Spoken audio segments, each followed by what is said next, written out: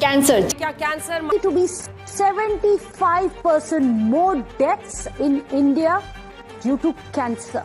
high risk of developing cancer? And cancer rates in India are rising steadily.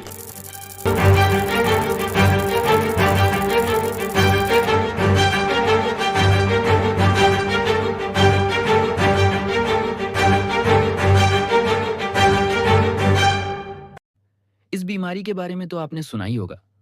कैसा हो अगर कोई कहे कि अब आपका जीवन बस कुछ ही पल का रह गया है। बिल्कुल ऐसा ही होता है कैंसर जैसी एक घातक बीमारी में। दोस्तों, आज हम बात करेंगे कि कैसे भारत देश को कैंसर ने अपनी गिरफ्त में जकड़ लिया है। कैसे इस बीमारी में भारत ग्लोबली नंबर 3 और एशिया में नंबर 2 पर अपनी जगह बनाए हुए है। आज बात करेंगे कि आखिर कैंसर होता क्या है, कैंसर होने से शरीर में क्या क्या हो सकता है, कैंसर की बीमारी कितने प्रकार की होती है, उसके क्या क्या लक्षण होते हैं, कैसे कैंसर का डायग्नोसिस होता है और क्या कैंसर का कोई इलाज होता है या नहीं। और आज यह भी जानेंगे कि भारत में कैंसर कैसे तेजी से बढ़ रहा है और हमारी सरकार इस गंभीर समस्या को रोकने के लिए क्या काम कर रही है। चलिए बात करते हैं इन सारे टॉपिक्स के बारे में इस वीडियो में।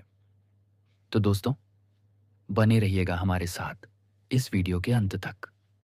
तो सबसे पहले बात करते हैं कि कैंसर आखिर होता क्या है और कुछ अर्ली लक्षण जो कैंसर से हो सकते हैं।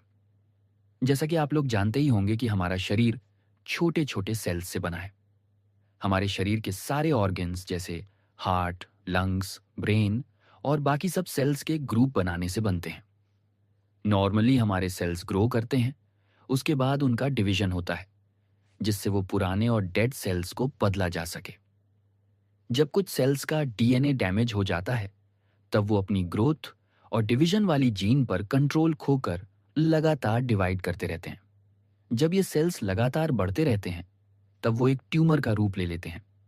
ये ट्यूमर आगे जाकर कैंसर का रूप ले लेता है। ट्यूमर्स जनरली 2 टाइप्स के होते हैं, पहला बिनाइन और दूसरा मलिग्नेंट। कैंसर की 4 स्टेजेस होती हैं। पहली और दूसरी नॉर्मली किसी इलाज से ठीक हो सकती है, लेकिन तीसरी और आखिरी स्टेजेस अक्सर जानलेवा होती हैं। इन इलाजों के बारे में आगे वीडियो में विस्तार से बात करेंगे। कैंसर के कुछ अर्ली लक्षण ये हैं कि अगर किसी का वेट बहुत जल्दी से कम हो जाए, उसे बहुत थकान रहने लगे और कुछ जगह ट्यूमर्स की वजह से गांठ बन जाए, उसे बुखार रहने लगे, स्किन की कंडीशन खराब होने लगे। वैसे तो कैंसर का कोई सटीक लक्षण नहीं होता है और ये तो प्रॉपर डायग्नोस के बाद ही पता चलता है कि किसी को ये बीमारी हो गई है। कैंसर एक ऐसी बीमारी है जो न सिर्फ एक इंसान को होती है पर उसके पूरे परिवार को तबाह कर देती है। आपने अपने जीवन में किसी ना किसी कैंसर पेशेंट को देखा ही होगा। उन्हें देखकर ही पता चल जाता है कि कैंसर कितनी खतरनाक बीमारी है।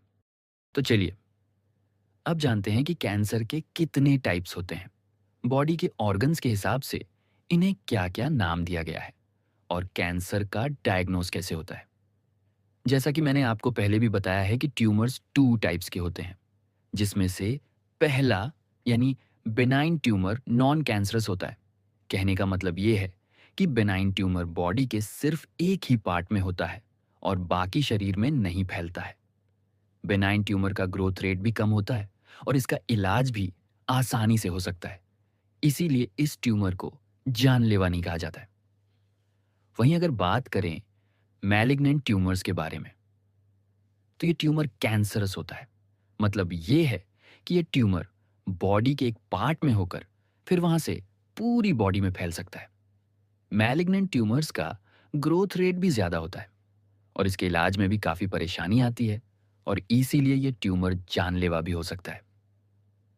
साइंस की टर्मिनोलॉजी में कैंसर को 6 टाइप्स में बांटा गया है। पहला है कार्सिनोमा।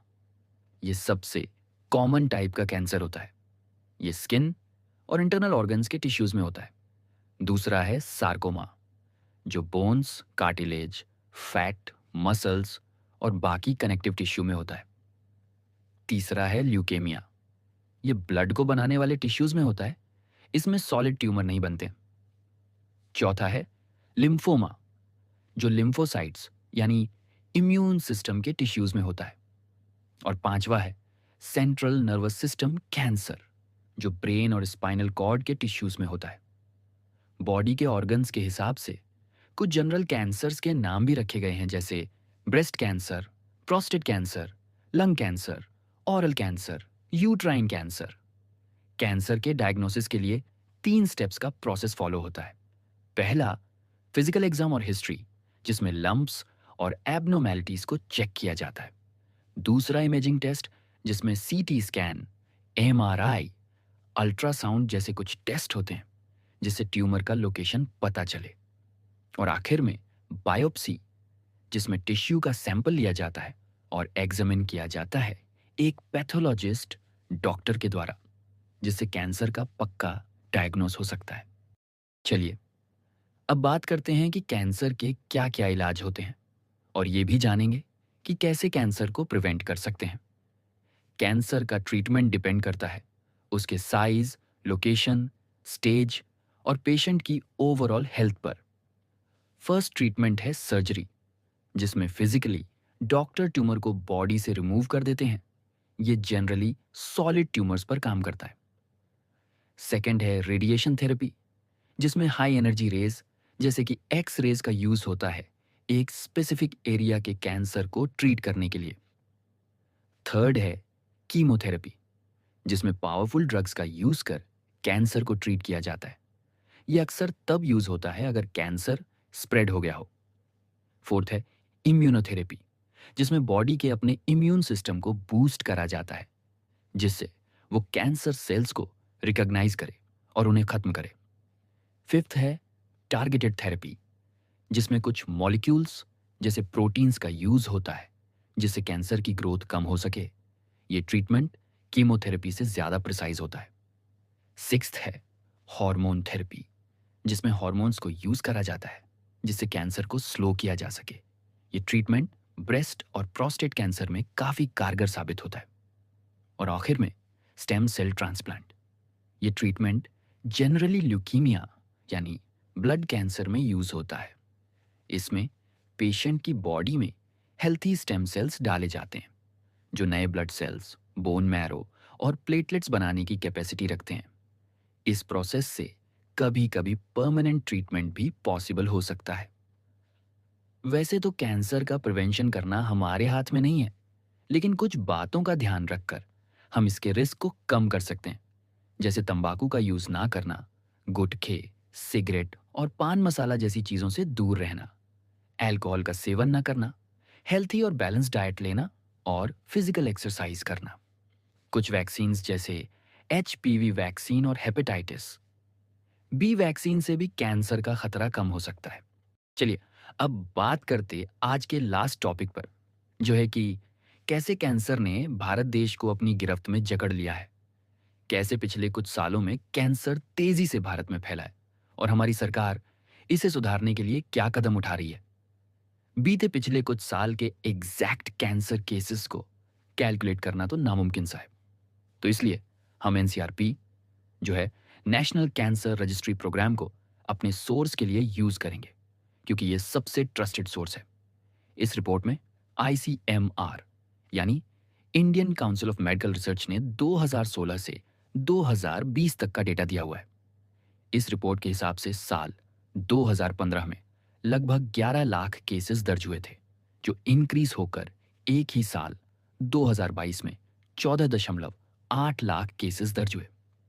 साल 2024 में टोटल कैंसर केसेस जो प्रोजेक्टेड हुए थे वो 16 लाख थे।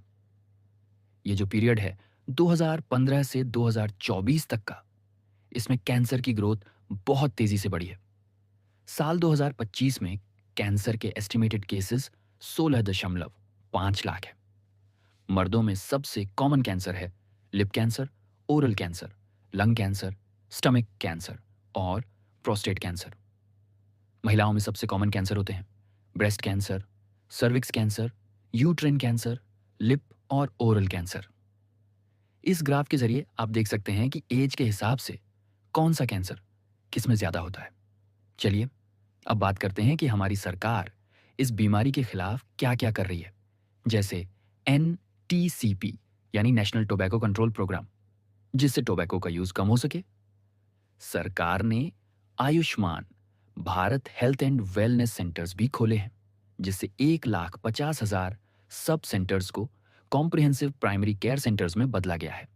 और Indian council of medical research एक प्रोग्राम भी चलाता है जिसे एनसीआरपी यानी नेशनल कैंसर रजिस्ट्री प्रोग्राम कहते हैं, जो कैंसर पर रिसर्च कंडक्ट करते हैं और कुछ ऐसी पॉलिसीज बनाते हैं जिससे देश में ये प्रॉब्लम कम हो सके और देश इस जाल से बाहर निकल सके। तो दोस्तों, आज वीडियो में हमने कैंसर के बारे वो सब जान लिया जो हमें जानना जरूरी था।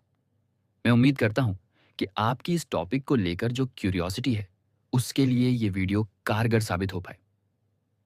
दोस्तों, अंत में बस यही कहना चाहूंगा कि अपना और अपने चाहने वालों का पूरा ध्यान रखें और सबके साथ अच्छी यादें बनाएं, क्योंकि जिंदगी का कुछ पता नहीं होता है कि आज हैं और कल नहीं।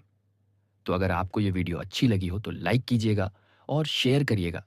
चैनल को भी सब्सक्राइब कर हमारा हौसला बढ़ाइएगा। दोस्तों, कमेंट करके बताइएगा कि इस वीडियो का कौन सा पार्ट आपको अच्छा लगा और किसी पार्ट में हमसे कुछ गलती हुई तो वो भी बताइएगा। चलिए दोस्तों, जल्द ही मिलते हैं अगली एक ऐसी ही बढ़िया वीडियो में।